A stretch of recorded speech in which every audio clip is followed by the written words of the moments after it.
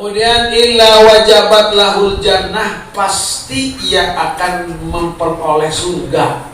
Pasti. Ini pasti ke surganya pasti, cuman kalau mampir dulu ya nggak tahu. Ya itu dulu kita kan pahamnya kayak begitu. Jangan sampai nanti misalkan kalau kita misalkan sholat begitu kemudian kita ke surga aja gitu ya. Padahal ada yang membatalkannya. Baik, dua aja lah, jangan kebanyakan. Bismillahirrahmanirrahim. Bapak-bapak, ibu-ibu, ini agama kita ini luar biasa. Dalam berbagai kesempatan, dalam berbagai macam keadaan, waktu dan lainnya, Allah Subhanahu wa Ta'ala itu menyediakan kebaikan untuk umat ini. Jadi bapak-bapak, setiap tingkah laku lah, ulangi lagi, setiap tingkah laku, ucapan, apakah perbuatan, malah hati, malah ngedip aja, ngedipnya aja, itu potensi untuk bisa meraih kebaikan. Tidak ada umat yang kayak seperti ini. Tidurnya bisa berpahala, padahal tidur itu bukan ibadah, tapi bisa melahirkan pahala. Coba aja duduk, bapak bisa jadi ibadah, subhanallah. Kemudian makan bisa jadi ibadah, padahal bukan ibadah. Minum bisa jadi ibadah, pakai baju bisa jadi ibadah, pakai cincin bisa jadi ibadah tuh. Luar biasa. Sampai-sampai kita ini berjenggot bisa jadi ibadah, berkumis bisa jadi ibadah. Ya Rabbana ya Karim. Apapun, ulangi lagi, apapun. Kalau Syekhuna ini, maksud ini, jangan sampai kita ini baru tahunya apa-apa itu ibadah itu setelah kita mati. Di sini pentingnya ngaji itu, di sini pentingnya. Jadi ngaji itu harus membawa amal gitu. Ya buktinya coba aja kita. Hanya gara-gara menghadap, hanya gara-gara mempelangit kiblat saja, itu jadi ibadah coba. Nah hadirin, umat ini punya kiblat. Kiblat itu adalah Ka'bah. Ka'bah itu salah satu sinar Allah. Ulangi lagi ya, Ka'bah itu salah satu sinar Allah. Tidak ada umat agama yang seperti kita. Tidak ada. Sholatnya kita itu harus kompak semuanya, arahnya ke kiblat. Jangankan itunya, jangankan itu, kita mati saja. Makam dan kuburan umat Islam mah kompak Pak. Sebenarnya mah Allah Karim. Coba lihat, kita lihat musola, namanya masjid, namanya ibadah. Tempat ibadah umat Islam Pak, itu arahnya itu sama Pak. Di seluruh dunia itu sama, ke titik pusat Ka'bah namanya. Yang lain mah nggak punya kayak begitu. Lagi-lagi yang lain nggak punya. Dan hal-hal kayak seperti itu bukan hanya untuk simbol ini adalah sebuah kebersamaan kita, sebuah keagungan agama kita, bukan hanya itu. Tapi itu masya Allah, harus ada bedanya kita itu. Duduk kayak begini beda dengan duduk kayak begini, gitu kan? Arah yang kita ini beda dengan arah itu, cuma beda-beda. Ulangi lagi, beda-beda bapak-bapak. Nah makanya nanti kita ini sering habis sampaikan, kita melaksanakan sholat, orang punya hasil sholat itu beda-beda. Sama-sama sholat, sama-sama ngaji, kita ngaji gitu kan. Nah, halo?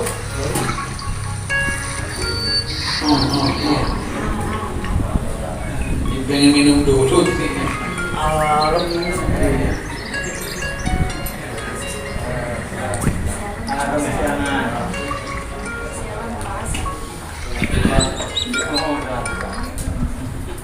Ulangi lagi Bapak ya, Masya Allah. Ada syiar Allah ini yang kadang-kadang kita ini apa sih namanya ini, karena apa kita ini Saya ingin katakan begini, Bapak, kalau misalkan Bapak punya tulisan, punya buku, tulisan buku itu Bapak andalkan untuk berdoa kepada Allah, untuk berzikir kepada Allah. Kenapa Bapak letakkan itu? Kok asal ngeletak aja? Kan gitu. Kita coba belajar. Orang bisa jadi wali hanya gara-gara menyelamatkan nama Allah. Kan gitu, dari geletak dari tanah. Kita aja Pak, kalau ada nama Allah, kalau ada nama Muhammad, itu tidak boleh dibawa ke WC, tidak boleh. Tidak boleh itu, kayak seperti itu tidak boleh. Nah sekarang ini, kita ini kadang-kadang kurang hormat gitu, kurang sopan, kurang adab. Kiblat, yaitu Ka'bah, kiblat itu tempat kita berhadap, kita menghadap ke kiblat itu. Itu jangan sampai kiblat itu dikotori secara maknawi gitu. Walaupun tidak niat, wah kalau niat apa udah, kalau niat. Tidak niat kita ngebelakangin Ka'bah. Tidak niat kita ini, kita disebutnya itu tidak sopan kepada Ka'bah, tidak niat. Tetapi kalau sikap dan tingkah laku kita itu seolah-olah seperti orang yang tidak sopan terhadap Ka'bah, ini bahaya. Minimal dia bodoh. Kalau Imam Ahmad, Bapak, kita duduk ini, arahnya misalkan ke Ka'bah, tampak saja kakinya itu nggak boleh. Tampak kakinya tidak boleh. Kenapa? Sakingnya apa? Aku ini menghormati Ka'bah itu, bukan menyembah Ka'bah, tapi memang Rasul Islam itu adalah mengajarkan kita punya adab terhadap sesuatu yang diagungkan oleh Allah, sesuatu yang menjadi syiar Allah. Wa may yu'azzim sya'airallah fa innaha min taqwal qulub. Cobain dah kalau Bapak sekarang ini hormat saja sama arah Ka'bah, arah kiblat. Jangan melonjol kita ini ke Ka'bah, ke kiblat. Coba, itu tahu kiblat, pengkolin dikit lah. Bukan nggak boleh melonjolnya. Bukan nggak boleh melonjol, ya silakan melonjol, silakan. Dan memang tergantung kakinya tuh. Anak muda jangan sentimen, kalau orang tua kan memang begitu. Iya, nilep lama-lama nggak bisa, ya kan? Lonjorin lama-lama juga nggak bisa, nyat-nyut. Tapi Bapak, Masya Allah, kita ini tidak boleh kita sembarangan kita itu. Kita arahkan kiblat itu menjadi sesuatu kebaikan kita. Kita usahakan kalau zikir menghadap kiblat, kita tidur menghadap kiblat. Kalau kita sekarang baca Quran menghadap kiblat, kita baca menghadap kiblat gitu. Usahakan. Nah kalau majlis taklim memang dia tidak menghadap kiblat. Menghadapnya itu adalah ibu bapak sebagai jamaah, kiblatnya adalah guru di depan. Guru kiblatnya itu adalah jamaah. Karena Nabi saja habis sholat beliau berbalik, gitu kan, supaya mukanya itu kelihatan oleh sahabat. Kemudian sahabat protes, kalau Rasul begini terus ini, sehingga yang lihat itu hanya ini doang, ke kanan saja. Protes yang di sini pada pindah ke sana semuanya. Itu zaman begitu.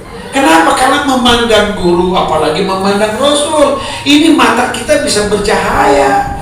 Untuk kita jadi lampu di dalam kegelapan akhirat itu, di alam kubur itu yang tidak ada lampu, ternyata mata itu kan tidak perlu lampu. Kalau memang oleh Allah disiapkan mah, kuda nggak usah pakai lampu, macan nggak usah pakai lampu, gitu kan? Nggak usah pakai lampu. Nah, mata yang bisa melihat atau yang diperlihatkan kepada Ka'bah, memandang Ka'bah itu 20 rahmat. Memandang kita, memandang Quran, memandang tempat sujud, memandang guru. Itu Bapak memandang istri. Iza nazorta saraka, kata Nabi. Ciri wanita atau istri yang solehah itu yang kalau dipandang mata oleh suaminya itu kita ini ser-seran. Ya saraka itu kan apa coba? Saya pengen tawa. Serseran itu Ustaz juga masa nggak serseran? Iya, Ustaz juga serseran. Maksudnya apa? Dandan atau ibu dandan. Biar berpenampilan baik di hadapan suami itu. Biar kalau dilihat itu serseran. Karena lihatnya jadi ibadah, coba. Serseran, gemetar. Iya, tapi kata ibu kan perlu modal, Pak. Ya modalin atuh. Modal, ya Allah, bapak-bapak modalin berhias itu harus ada modalnya. Kalau misalkan perlu kemana, ke salon, 1 kali ke salon 1 juta, bayar. Bayar. Ulah yang tampil cantik, tapi itu pakai modal. Subhanallah. Bila perlu maka tadi juga beli BH pakai remote. Iya tuh, online. Perawatan tuh mahal, Pak. Perawatan itu mahal. Jangan dianggap sepele kalian begini, Pak. Jangan dianggap sepele. Penampilan itu jangan dianggap sepele. Ya Allah, Nabi itu menganjurkan, hei istri-istri, coba kamu dandanlah, tampillah di depan suami itu secantik-cantiknya. Wahai suami-suami yang berantakan kumisnya, berantakan jenggotnya, berantakan pakaiannya, ditegur oleh Rasul. Awas kamu nanti kalau suami kamu atau istri kamu itu nanti macam-macam dengan supir yang punya kekuatan.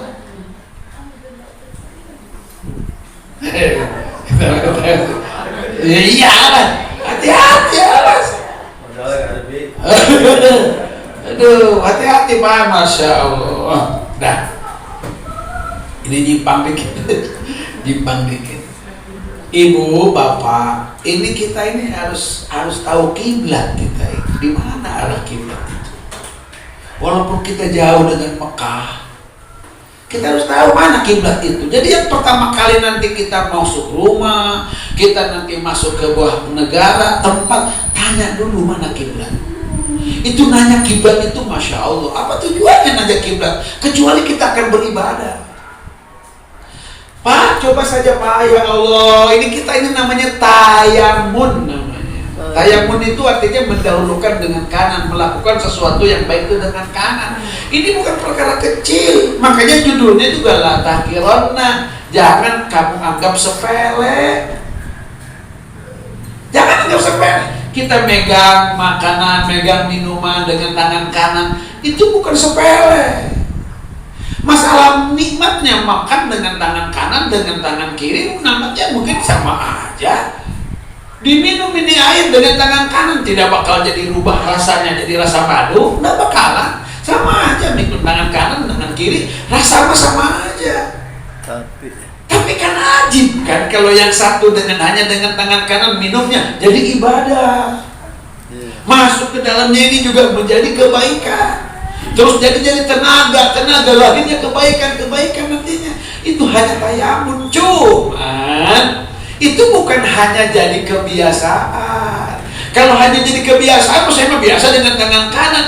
Ya itu mah adat aja, itu tidak jadi ibadah. Kita harus connect dengan Rasul. Kenapa kita dengan kanan? Bukan karena biasa, tapi kita mengikuti Rasul Sallallahu Alaihi Wasallam. Itu yang pokoknya. Kenapa sih Bapak segala macam pergi keluar ke majelis taklim? Disuruh oleh Allah, disuruh oleh Rasul, itu aja.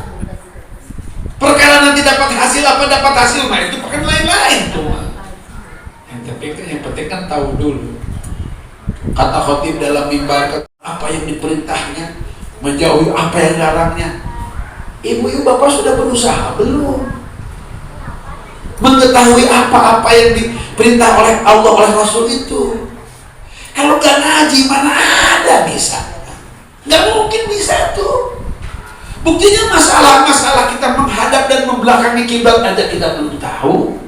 Oke, jadi yang pertama kita harus tahu dulu mana kiblat.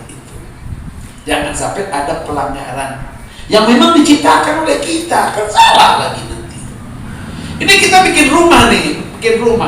Kadang-kadang orang sekarang ini menghadapnya ini kan nanya dulu. Kalau orang dulu mah nanya dulu gimana menghadapnya kemana nih, kesana sini, gitu kan orang dulu.